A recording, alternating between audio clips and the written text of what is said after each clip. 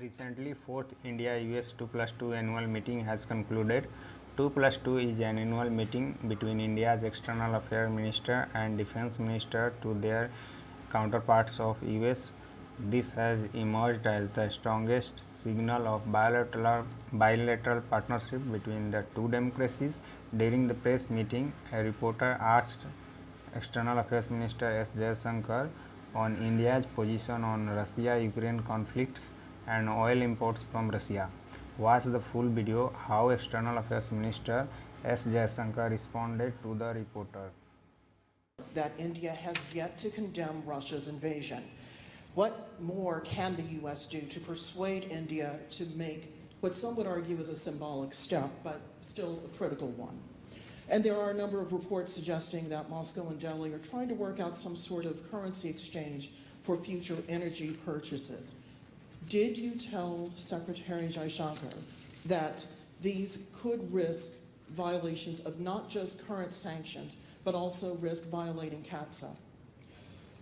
Secretary Austin, this is a larger policy question.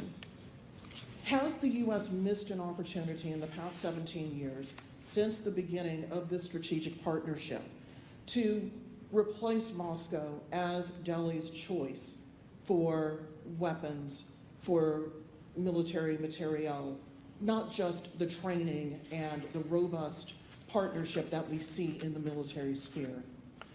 And finally, for the ministers Jaishankar and Singh, why not condemn Russia's invasion?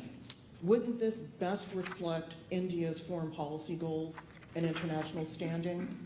And what is the leverage that the Indian government has to persuade Vladimir Putin that the carnage that we are seeing every day simply must not stop, that it's not helping the Ukrainian people, and that it's not helping the Russian people?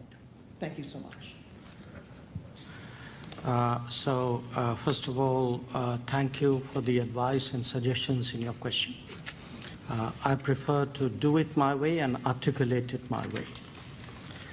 Now, as Secretary Blinken has pointed out, we have made a number of statements which outline our position in the UN, in our parliament, and in other forums.